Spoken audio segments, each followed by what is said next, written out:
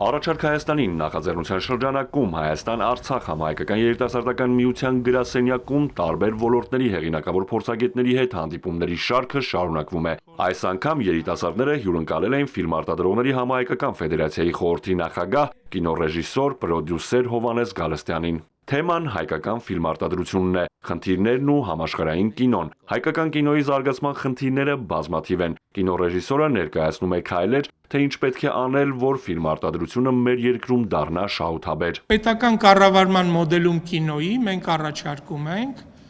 անել նոր բան, ձևավորել կինոյի կառավարման խորհուրդ 9 անձից կազմված, որից 4 անձը կլինեն չինովնիկներ, Այն 5-ը կլինեն կինոյի պրոֆեսիոնալներ, որ պետությունը կարողանա իր դրած ներդրումները հսկի, իր դրած ներդրումներով արտադրվող ֆիլմերը դուրս գան էկրան, հետ բերեն գումար։ Երկրորդը, որ մենք առաջարկում ենք, ինչը շատ կարևոր է, դա հարկային արտոնություններն են։ Ով որ կինոյի մեջ ներդրում կանի, ազատեք այդ մարդուն իր արած ներդրման չափով ավելացած արժեքի հարկից։ Պետությունը ասում է այդ բիզնեսմենը քո ֆիլմի մեջ դրել է 100 միլիոն, ինձ պետք է տար որպես հարկ, հա,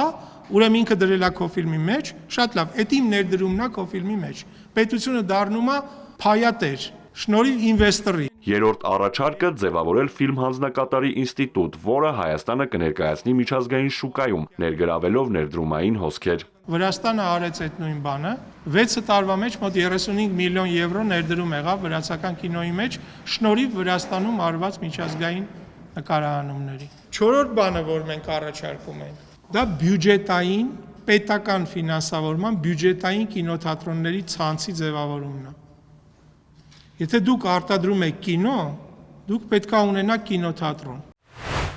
Ամիսներ առաջ հայկական պատվիրակությունը մասնակցեց Կաննի միջազգային փառատոնին։ Գագիկ Ծառուկյան բարեգործական հիմնադրամի հովանավորությամբ մեծ կինոտոնին բացված հայկական տաղավարն աննախադեպ խոստումնալից ապագայի նոր հեռանկար է բացել։ 10 թվից Հայաստանը մասնակցում է Կաննին։ 15 տարի Հայաստանը մասնակցել է Կաննին։ Արդյունքները ինչ են եղել։ Զրո, ոչ մի բան։ Մի տարի, այս տարի մենք պայմանագիր կնքեցինք, հուշագիր կնքեցինք Գագիկ Ծառուկյան բարեգործական հիմնադրամի հետ եւ մասնագիտական տաղավար բացեցինք Կաննում։ Մենք տարանք պրոյեկտներ, պրեզենտացիա արեցինք այդ պրոյեկտները անգլերենով, ներգրավեցինք միջազգային գործընկերներին,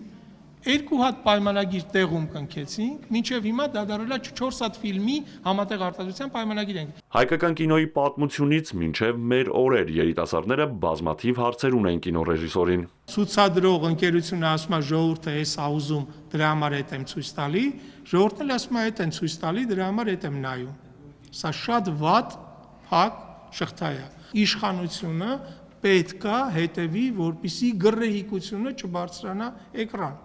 Հայկական հարուստ կինոժառանգությունը պահպանելու և կինո ապագան կառուցելու հստակ մեխանիզմներ են անհրաժեշտ, որոնք արդեն ամրագրված են Հովհաննես Գալստյանի ներկայացրած հնգամյա ռազմավարության մեջ։